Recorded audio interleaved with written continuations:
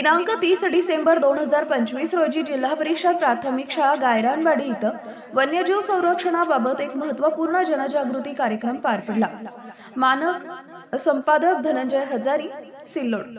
या कार्यक्रमात वन्यजीव संरक्षण समितीचे तालुका अध्यक्ष डॉक्टर संतोष पाटील, वनरक्षक साईनाथ पवार तसेच नरवडे यांनी उपस्थित विद्यार्थ्यांना आणि पालकांना बिबट्यापासून संरक्षण करण्याच्या उपाययोजना सविस्तरपणे समजावून सांगितल्या।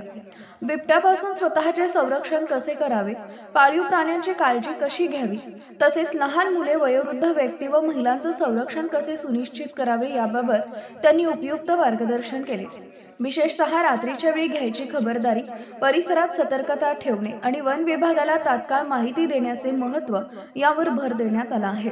या कार्यक्रमात शाळेचे मुख्याध्यापक श्री मोरे सर, शिक्षिका श्रीमती जाधव यांच्यासह गणेश अण्णा हवळे, कैलास ढोरमारे, रामदास राऊत, अंकुश ढोरमारे, संतोष ढोरमारे, कृष्णा शिंदे, पंढरीनाथ पवार, रामेश्वर हवळे, गजानन ढोरमारे, राम राऊत, संदीप राऊत, किसन ढोरमारे, बाळू ढोरमारे, सोमीनाथ ढोरमारे, संतीश राऊत, गणेश शिंदे, सुभाष शिंदे, वामन शिंदे, बाळू पाटील शिंदे, पांडुरंग कांबळे यांच्यासह अनेक पालक मोठ्या संख्येने उपस्थित होते।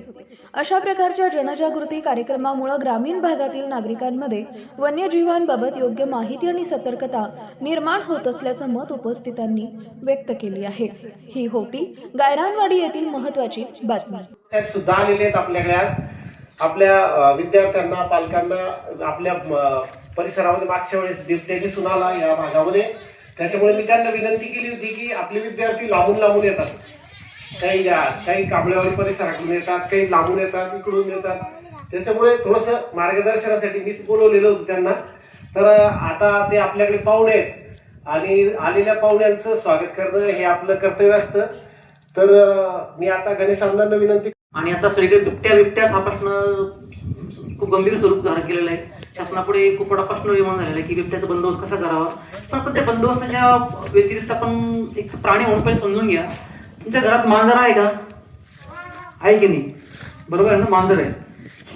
बिबट्या मांजर ती सारखी का? आहे की? कारण साप काय करतो? रानाचं रक्षण करतो, म्हणजे उंदीर, घुशी, शेतात नुकसान करतो ना शेताचं, खाऊन साप त्यांचं नियंत्रण करतो। बिबट्या आपला मित्र नाही का? मला समजून घ्या तुम्ही, बिबट्या काय करतो? तुमचं शेत आहे ना, सगळ्याकडे शेत आहे की प्रत्येकाकडे? शेतामध्ये हरणी येतात, रोळी येतात, रानडुकरं येतात, शेताचं नुकसान करतात, शेताचं बरोबर आहे की खातात ते। बिबट्या ज्या ठिकाणी येतो